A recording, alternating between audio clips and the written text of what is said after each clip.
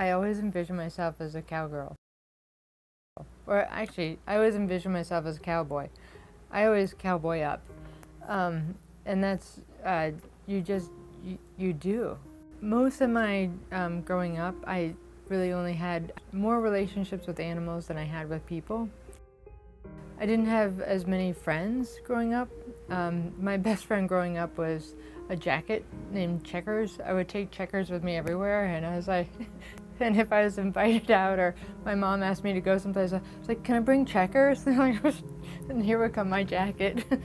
My relationships with animals was much more in depth than with humans, so I always connected with them. It never occurred to me that they weren't really always sensitive. They always knew my moods and always could anticipate things. I started riding horses when I was 3. By default, I really wanted to, and so I went on a hunger strike until I got a pony ride, and I got this great pony ride, and I wanted the horse to go faster and faster, and it trotted, and I rolled off the back onto the ground, and I thought falling off was the funniest thing ever, so I just wanted to fall off over and over again. I was hooked. And so I started working at barns. I started hand walking for a therapeutic riding program so that I could do that and trade for lessons. I would muck stalls, I would take out trail rides, I would do whatever it took to be around horses and dogs.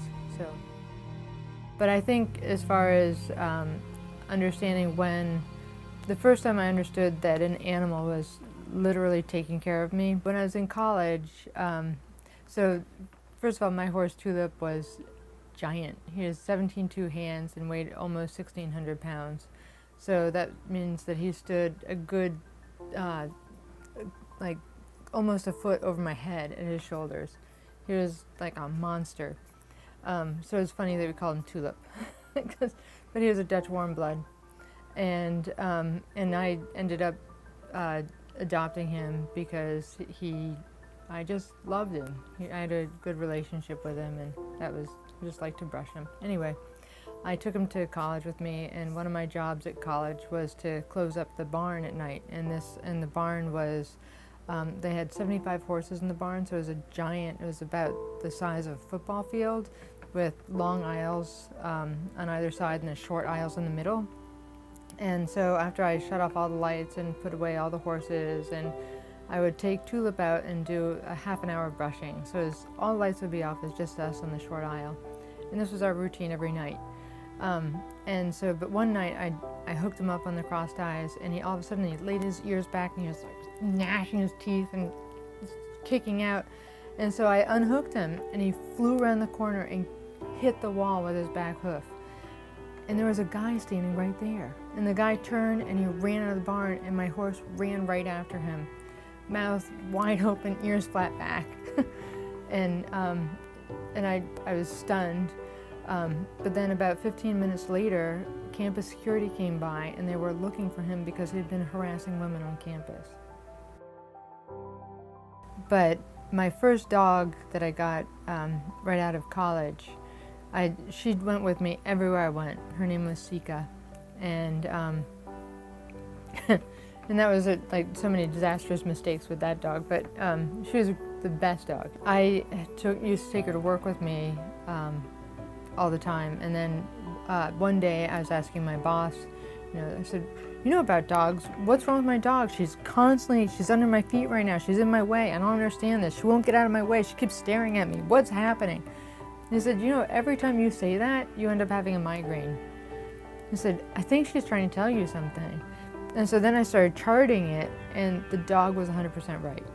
So she was letting me know about 40 minutes in advance of when I was going to have these migraine episodes. Starting from when I was 10, I started developing these migraines that they come on. I get aphasic, where the wrong words come out of my mouth. I lose my memory, my short-term and long-term memory, so I can't actually even sometimes remember who I am. They've progressed to be more severe, so I lose my sight, my speech, my short-term, long-term memory. And then I started losing control over one side of my body. It goes up into a little hook, and as a college student or as a kid, I took it as a challenge to try to be tougher than the migraines, but I think that might have contributed to a few head injuries. It was so frustrating. Without a dog, I was hospitalized all the time for that. But with the dog, I could actually have a normal life. And then once Sica passed away, or as she got cancer, and so I tried to train another dog, have the dog learn from Sica. And because he was so fragile, we looked to find a smaller dog. And I found Leica in the pound.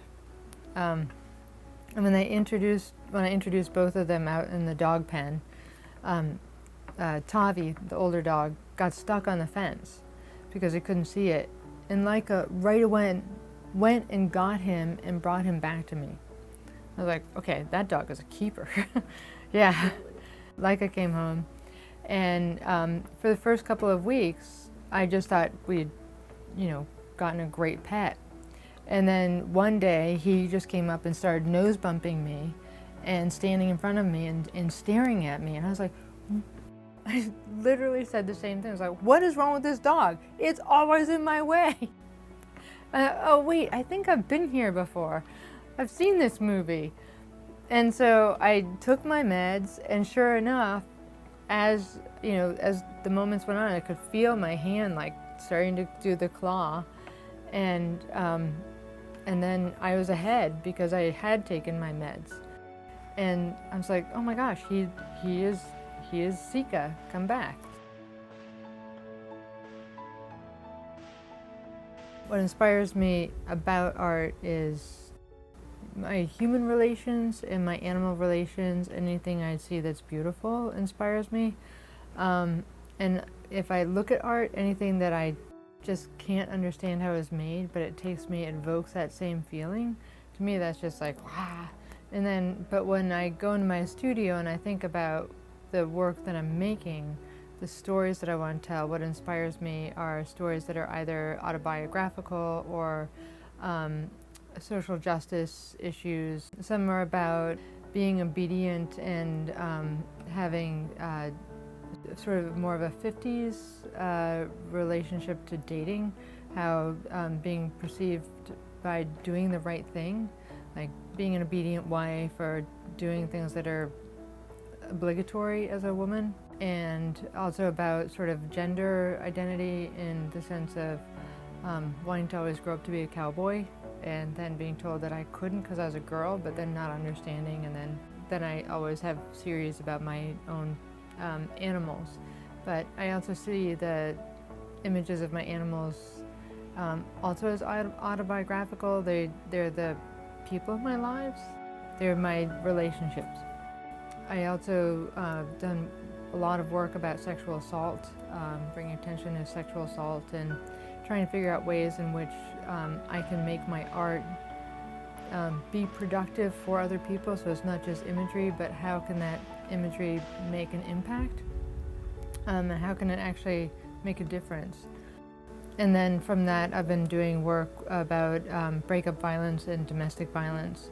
And each piece that I do about these subject matters takes me deeper into the subject. I've also done work about factory farming. So anything that I find that is near and dear to my heart.